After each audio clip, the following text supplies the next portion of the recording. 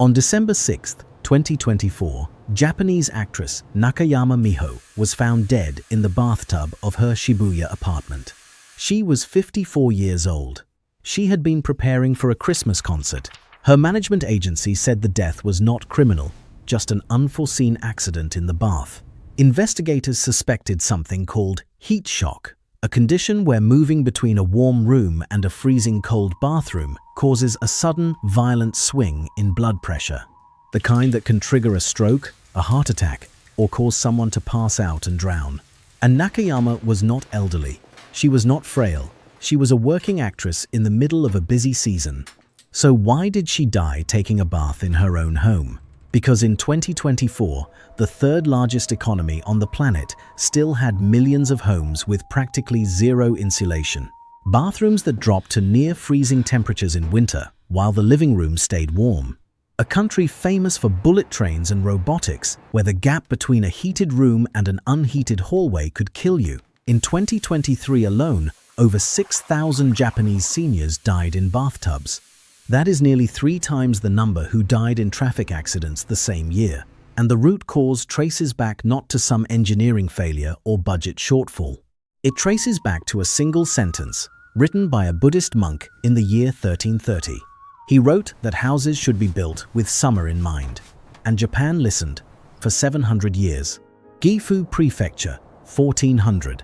A farming family in the Shokawa River Valley wakes before dawn in a Gassho-Zukuri farmhouse. The air is cold enough to see your breath. Snow sits 3 feet deep on the steeply angled thatched roof outside, and the wind off the mountains sounds like it wants to come through the walls. But inside, at the center of the ground floor, a square pit cut into the earth holds a bed of glowing charcoal. This is the Irori, the sunken hearth, and for most of Japanese history, it was the only heat source a family had.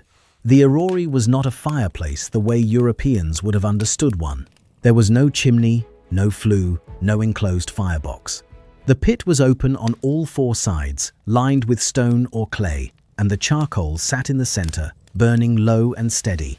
The smoke from the fire just rose straight up through the open interior of the house, drifting through the slatted wooden floors of the upper levels and eventually filtering out through the thatch of the roof.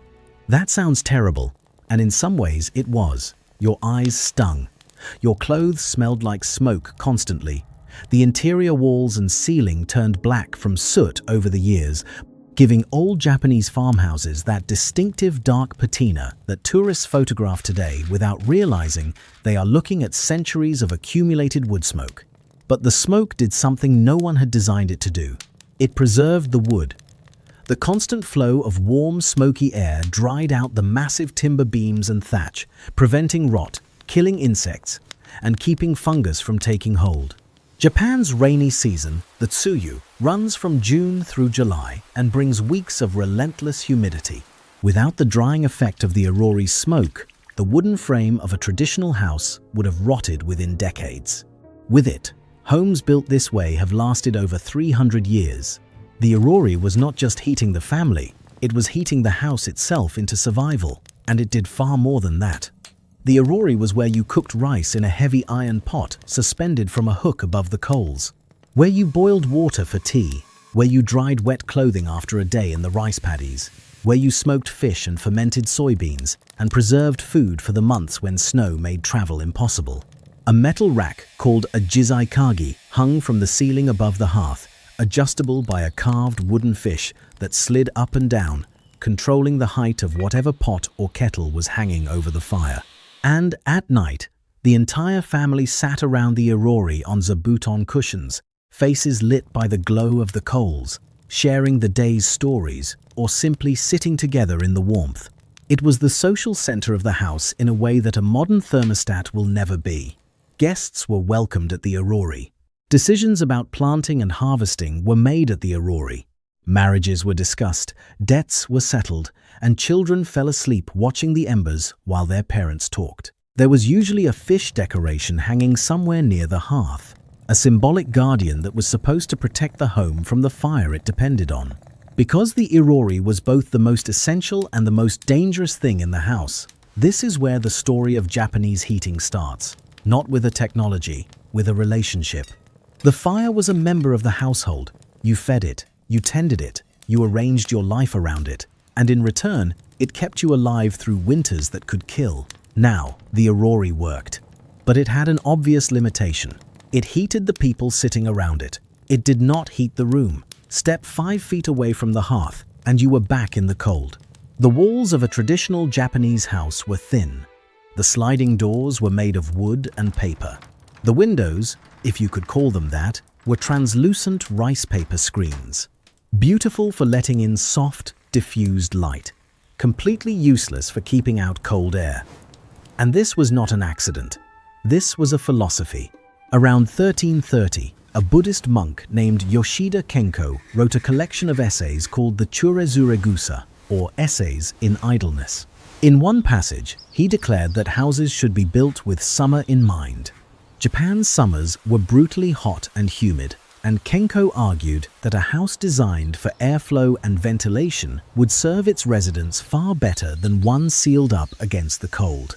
You could always add layers of clothing in winter, the thinking went. You could not escape a house that trapped summer heat. This was not just one man's opinion. It became the governing principle of Japanese residential architecture for centuries. Open layouts, sliding doors that could be removed entirely to let breezes pass through, raised floors to avoid ground moisture, paper screens instead of walls. Every design choice optimized for surviving the wet, sweltering months between June and September. Winter, you dealt with winter, you did not build for it. If you're wondering how that worked in practice, the answer is barely.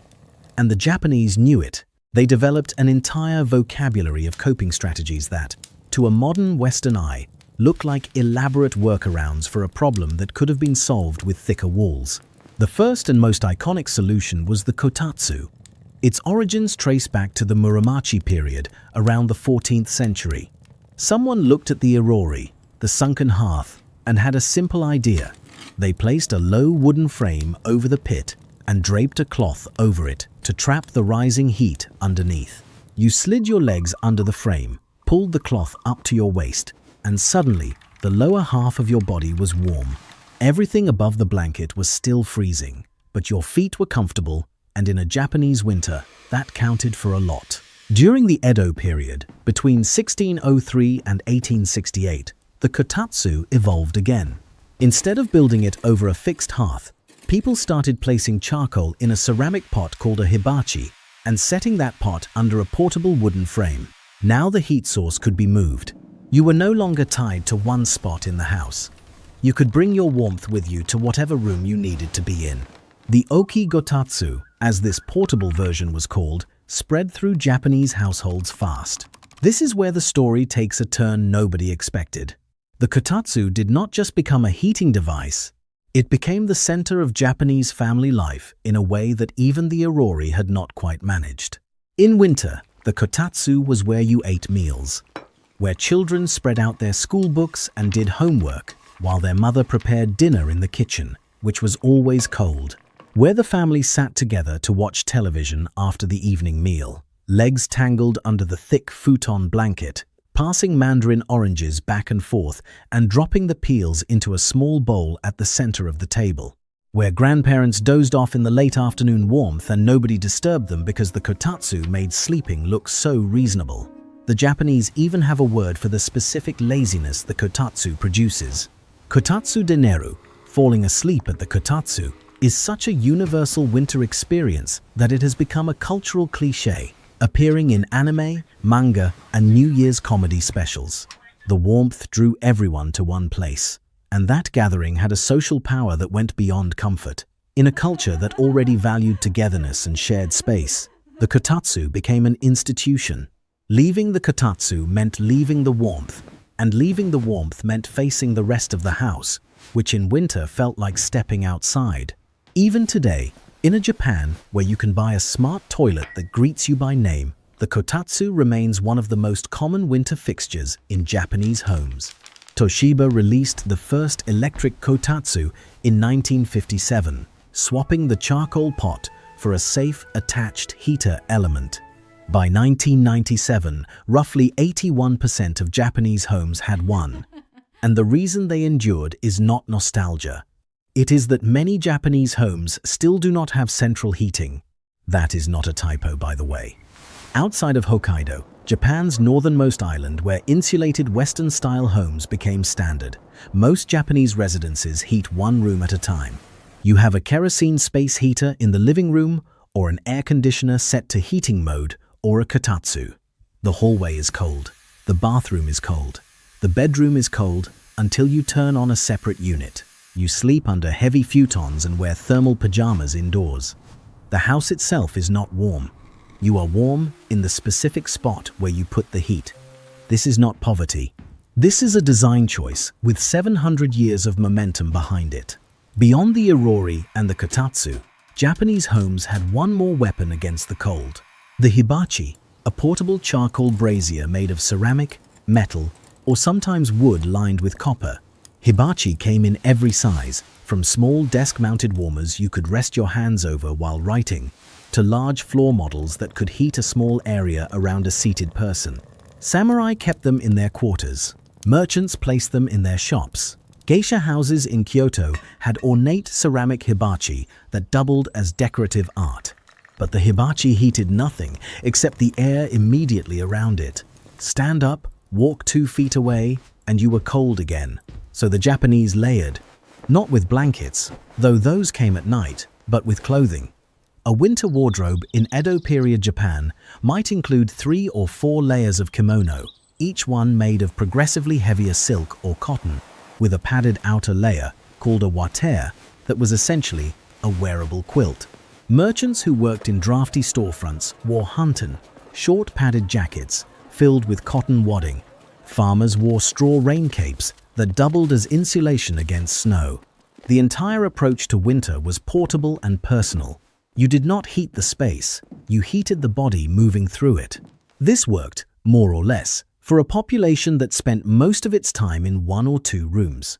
But it had a cost that nobody talked about at the time and that nobody measured until the 21st century. Now, some communities in Japan did build for winter, and the way they did it was extraordinary. In the mountainous Hida region of central Japan, in villages like Shirakawa-go and Gokayama, farming families developed a style of architecture called gasshō-zukuri, which translates to built like hands in prayer. The name comes from the shape of the roof, a dramatic A-frame angled at 60 degrees that looks exactly like 2 palms pressed together. These were not small structures. Some of them rose 4 or 5 stories tall, with massive timber frames assembled entirely without nails, held together by joints, straw ropes, and vines. The roofs were the engineering marvel. Layered with multiple materials, the thatching started with a base of hemp, followed by rice straw, then water reed, and finally a thick primary layer of miscanthus grass. The finished roof was roughly 80 centimeters thick, nearly 3 feet of layered natural insulation sitting on top of the house. The steep angle served 2 purposes. It allowed snow to slide off before the weight could collapse the structure, and it created enormous attic spaces that families used for raising silkworms, a major source of income in the region. On the ground floor, the Irori sat at the center, just like in every other traditional Japanese home. But in a gasshō-zukuri house, the smoke from the hearth rose through the slatted floors of every level above, warming each story as it climbed, drying the thatch from the inside and smoking out insects. The whole building was a vertical heating system that used the geometry of the roof to distribute warmth from a single fire pit, and now the Yui system, because maintaining a 3-foot blanket of layered grass on top of a 5-story wooden house is not something one family can do alone. Every 20 to 30 years, each gasshō-zukuri roof needed to be completely rethatched. The job required up to 200 villagers working together in a single day. This cooperative labor tradition was called Yui, and it ran on strict reciprocity. When your neighbor's roof needed replacing, you showed up. When your roof needed replacing, they showed up.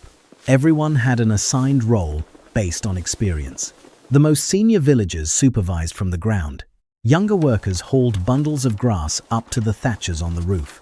The family whose house was being repaired prepared food and sake for everyone, and they kept records.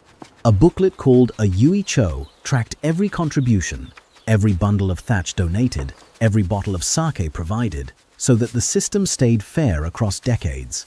The oldest surviving yuicho dates to 1792. This was not casual neighborly help. This was an engineered social contract that kept an entire village's infrastructure intact for generations. If you're finding this interesting, hit subscribe. We cover stories like this every week. By 1868, Japan entered the Meiji era. The country opened to the West, and Western building techniques started arriving alongside steam engines, telegraphs, and top hats. Glass replaced paper in windows. Brick and stone appeared in government buildings. And for a brief moment, it looked like Japanese homes might finally start keeping the cold out. They did not. What happened instead was the opposite of what you might expect. Japan industrialized at a pace that stunned the world. It built factories, railways, a modern navy, but residential construction barely changed. The open layout, minimal insulation house persisted through the Meiji era, through the Taisho period, and into the early Showa years. When kerosene heaters arrived from the West, Japanese families adopted them eagerly, but they used them the same way they had used the Irori and the Hibachi. One heater, one room. The rest of the house stayed cold. Then came World War II, and everything got worse. The Allied bombing campaigns destroyed enormous sections of Japan's urban housing stock. After the war ended in 1945, the country faced a catastrophic housing shortage, especially in cities where millions of people had been displaced. The government's priority was speed.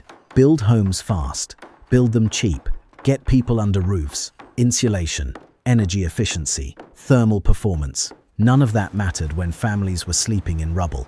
The houses built during Japan's post-war reconstruction were functional. They were also freezing, thin walls made of lightweight materials that a determined wind could practically blow through.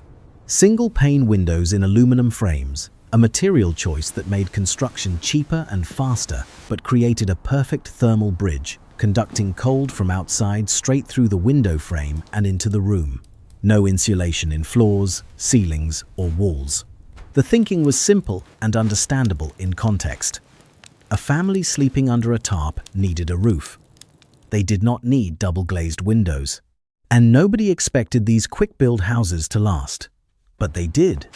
Many of them are still standing today. Many of them are still occupied. Japan built roughly 4.5 million housing units between 1945 and 1955, and a significant portion of that stock still exists in some form, housing elderly residents on fixed incomes who cannot afford renovation and who have spent their entire lives adapting to the cold rather than fixing it.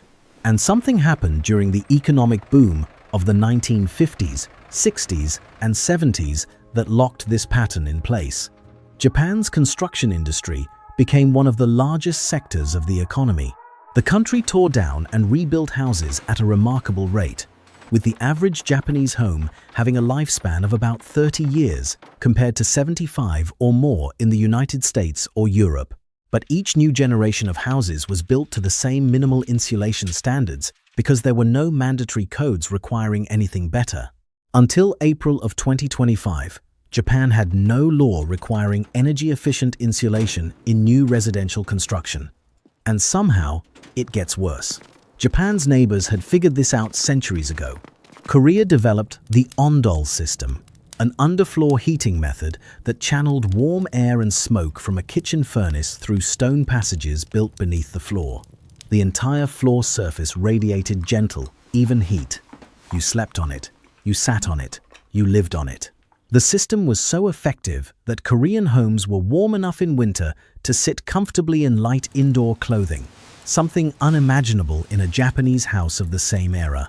The Ondol dates back at least 2,000 years on the Korean peninsula, meaning that while Japanese families were huddling around open charcoal pits, their nearest neighbors had what amounted to radiant floor heating. Same latitude, same winters, a narrow strait of ocean between them, completely different relationship with cold.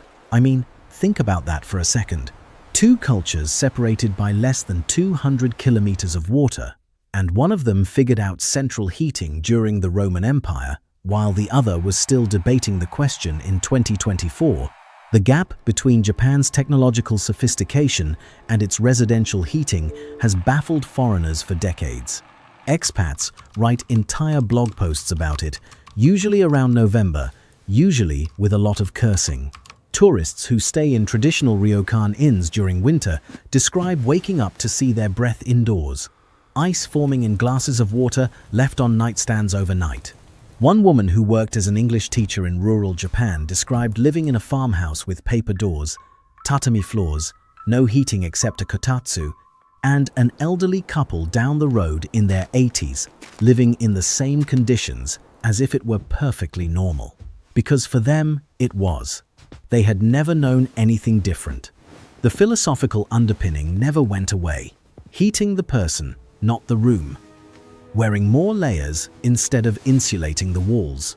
The Japanese concept of motenai, the feeling that waste is a kind of moral failure, made whole house heating feel extravagant to many families. Why heat rooms nobody is sitting in? Why burn fuel to warm empty hallways? The logic makes a certain kind of sense until you learn what it costs. Heat shock. The condition that likely killed Nakayama Miho. It happens when your body moves rapidly between warm and cold environments, and your blood pressure spikes or plummets in response. In a well-insulated home, the difference between rooms is negligible. In a typical Japanese home, the difference between a heated living room and an unheated bathroom can be 15 degrees Celsius or more. You leave the kotatsu, where you have been sitting comfortably for hours. You walk down a freezing hallway. You undress in a bathroom that might be 5 or 6 degrees Celsius. Then you lower yourself into a bath that is 40 degrees or higher. Your blood vessels constrict violently when you hit the cold air, sending your blood pressure spiking. Then, minutes later, you lower yourself into water that is 40 degrees Celsius or higher, and your blood vessels dilate just as violently, and your blood pressure drops. For a healthy young person, this is uncomfortable. Maybe a moment of dizziness. For anyone with high blood pressure, heart disease, diabetes, or the ordinary cardiovascular wear of aging, it can trigger a stroke, a heart attack, or a sudden loss of consciousness. And if you lose consciousness in a deep Japanese bathtub, the kind designed for soaking up to your shoulders, you drown. Japan's population is the oldest in the world. Over 29% of the population is 65 or older, and many of them bathe alone, in cold bathrooms, in homes built without insulation, every winter night. In 2023, over 6,000 people aged 65 and older died in bathtubs in Japan. A separate estimate placed the true number of heat shock-related bathing deaths at around 19,000 per year, when you include cases classified under other diagnoses like heart attack and stroke. That 19,000 figure is roughly 3 times the number of traffic fatalities in Japan in the same period. People are dying in their own bathrooms because the hallway between the living room and the bath is too cold.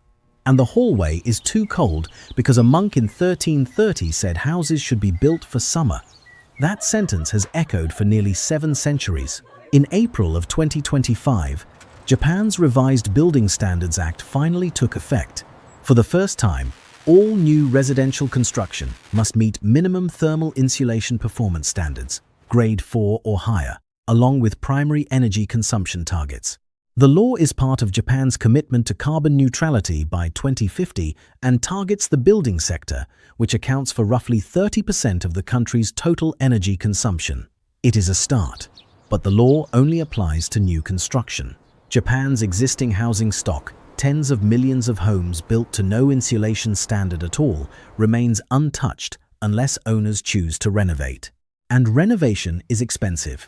Meanwhile, in Shirakawa-go, the Gassho-Zukuri houses still stand. 59 of them preserved in the Ogimachi village alone, their 80-centimeter thatched roofs still keeping the cold out the way they have for 300 years. The Yui system still brings the community together at least once a year to rethatch a roof, making sure the technique passes to the next generation. The Irori still glows at the center of the ground floor in the guest houses, and tourists who stay overnight in winter describe the warmth as surprising and genuine. Those mountain farmers, working without architects or engineers, building by hand with straw and timber and no nails, created homes that were warmer than what Japan's modern construction industry produces today. They understood that in a place where it snows 10 meters a year, you build the house around the cold. You do not pretend the cold is not there. The real question is not why Japan built cold houses for so long. You can trace that answer to Kenko's essay, to the humidity, to the cultural preference for personal over environmental heating. The real question is whether a building code written in 2025 can undo what 7 centuries of philosophy built into the walls, or whether it will take another 700 years and another 80 centimeters of grass to figure it out.